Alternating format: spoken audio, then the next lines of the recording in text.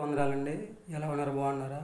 ఈ దినన్న దేవుని యొక్క వాక్య ప్రకారం మనం చూసుకున్నట్లయితే హెజ్కేలు గ్రంథంలో 18వ అధ్యాయంలో 31వ వచనంలో ఇంతకు ముందు జరిగించిన క్రియలు అన్నిటిని విడిచిపెట్టి నూతన హృదయాన్ని నూతన బుద్ధిని సంపాదించుకోమని చెప్పేసి దేవుడు తన పరిశుద్ధ లేఖనం ద్వారా చదివిస్తున్నాడు అనమాట అండి. అంటే కొరింథీయులకు రాసిన పత్రికలో చెప్పిన ప్రకారం ఇదిగో పాతవి గతించును కొత్తవి ఆయన అని చెప్పేసి దేవుడు తన పరిశుద్ధ లేఖనం ద్వారా చదివిస్తున్నాడు అనమాట అండి. ఇంతకుముందు జరిగించిన అక్రమ క్రియలన్నిటిని విడిచిపెట్టి నూతన జీవితాన్ని ప్రారంభించినట్లయితే దేవుడు మనం దీవిస్తూ ఉంటాడు, ఆశీర్వదిస్తూ ఉంటాడు అనమాట అండి. హెజ్కేలు గ్రంథంలో 33వ అధ్యాయం 11వ వచనంలో దుర్మార్గుడు చనిపోవడం నాకు ఇష్టం లేదు కనుక దుర్మార్గుడు మంచిగా మరలి బ్రతుకుట నాకు ఇష్టమని చెప్పేసి దేవుడు తన పరిశుద్ధ లేఖనం ద్వారా చదివిస్తూ ఉన్నాడు. కనుక మనందరం కూడా మన పాపపు జీవితాన్ని విడిచిపెట్టి నూతన జీవితాన్ని ప్రారంభించినట్లయితే ఎంతగానో దేవుడు మనల్ని దీవిస్తూ ఉంటాడు అనమాట అండి. యోహాను సువార్తలో 8వ అధ్యాయం 31వ వచనంలో ఎవరైతే దేవుని పిల్లలుగా జీవించాలని ఆలోచన కలిగి ఉంటారో వారందరూ కూడా దేవుని యొక్క వాక్యాన్ని విని చక్కగా ఎవరైతే సత్యాన్ని గ్రహిస్తూ ఉంటారో వారందరినీ కూడా దేవుడి పిల్లలుగా జీవించే యోగ్యతను సంపాదించుకునే స్థితిని దేవుడు దయచేస్తూ ఉంటాడు అనమాట అండి.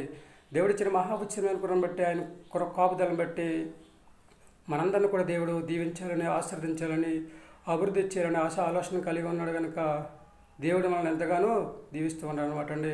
యోహాను సువార్త 17వ అధ్యాయం 17వ వచనంలో చెప్పబడిన ప్రకారము దేవుని యొక్క వాక్యమే సత్యంలోనికి నడిపిస్తుంది అనమాట. అంటే దేవుని యొక్క వాక్యమే సత్యమైందని చెప్పేసి దేవుడు తన పరిశుద్ధ లేఖనం ద్వారా చదివిస్తూ ఉన్నాడు. కనుక మరి మనం ఆలోచన చేసుకుంటున్నారండి. విందామా దేవుని మాట, గ్రహిందామా దేవుని యొక్క సత్యాన్ని, విందామా దేవుని యొక్క వాక్యాన్ని. అలాగే దేవుడిచ్చిన మహావచనం గుణపడి యోహాను సువార్తలోనే 10వ అధ్యాయం 27వ వచనంలో నా గొర్రెలు నా స్వరం ఏంటని చెప్పేసి దేవుడు తన పరిశుద్ధ లేఖనం ద్వారా చదివిస్తూ ఉన్నాడు అనమాట అండి. మనం దేవుని పిల్లలుగా జీవించాలని ఆలోచన కలిగి ఉంటే అందరూ కూడా దేవుని మాట వింటారు, ఆయన మాట ప్రకారం నడుచుకుంటారు, ఆయన ఇచ్చే ఆశీర్వాదాన్ని పొందుకుంటారు, ఆయన ఇచ్చే మేలుని పొందుకుంటారు, ఆయన ఇచ్చే దీవెనలను పొందుకుంటారు అనమాట అండి. వింటారా దేవుని మాట, గ్రహిందామా సత్యాన్ని, జీవిందామా దేవుని పిల్లలుగా. ఏమంటారండి? మీ ఆలోచన మీది 100% కూడా ఇంతకుముందు పాత జీవితాన్ని విడిచిపెట్టేసి ప్రార్థన గ్రంథంలో చెప్పబడిన రీతిగా మారు మనసు పొంది ప్రార్థన గ్రంథం 2వ అధ్యాయంలో చెప్పబడిన రీతిగా మారు మనసు పొంది ఇక్కడి నుండి సరే నూతన హృదయాన్ని నూతన బుద్ధిని మనం కలిగి ఉన్నట్లయితే, తెచ్చుకొని ఉన్నట్లయితే దేవుడు మనందరినీ కూడా ఆ సామెతల గ్రంథంలో చెప్పబడినట్లు 10వ అధ్యాయంలో నీతిమంతుని తల మీదకి ఆశీర్వాదం వచ్చినని చెప్పబడిన ప్రకారం దేవుడు మనల్ని ఎంతగానో దీవిస్తూ ఉంటాడు, ఆశీర్వదిస్తూ ఉంటాడు. కనుక మనందరం కూడా దేవుని మాట విని ఆయన మాట ప్రకారం నడుచుకుందామా? ఎవరైతే దేవుని మాట విని ఆయన మాట ప్రకారం నడుచుకోవాలని ఆలోచన కలిగి ఉన్నారో వారందరూ కూడా తల్ల వంచండి ఇచ్చని ప్రార్థించేద్దాం. మహాపరిష్ఠుని పరలోకపు తండ్రి, నీ ఘనమైన పాదం లెక్కలేని స్తుతిస్తారు ప్రభావ. బిడ్డలందరూ కూడా దీవించండి, ఆశీర్వదించండి, నీ కృప బలపరిచి నీ దివ్యమైన ఆశీర్వాదాలు పంపించండి. మీరు తోడుగా నీడగా సహకార గొప్పగారుగా ఉండి బిడ్డలకు కావాల్సిన సహాయం దయచేయండి. ప్రతి ఒక్కరు ప్రభావ తండ్రి పాత జీవితాన్ని విడిచిపెట్టి తండ్రి ప్రభావ ఇంతకుముందు జరిగించిన అక్రమ క్రియలన్నింటినీ విడిచిపెట్టి దండిస్తుంది ప్రభావ. నూతన హృదయాన్ని నూతన బుద్ధిని సంపాదించుకుని తండ్రి ప్రభావ నీ మాట విని నీ మాట ప్రకారం నడుచుకునే యోగ్యత ప్రభావ ప్రతి బిడ్డకను దయచేయండి. వివాహం కోసం ఎదురు చూస్తున్న వారిని, గర్భిణీ స్త్రీలను, బాలింతరాలను దండిస్తూ ప్రభావ తండ్రి. అలాగే ఉద్యోగం చేస్తున్న వారిని, వ్యాపారం చేస్తున్న వారిని, అనారోగ్యంతో బాధపడుచున్న వారు దండిస్తూ ప్రభావ.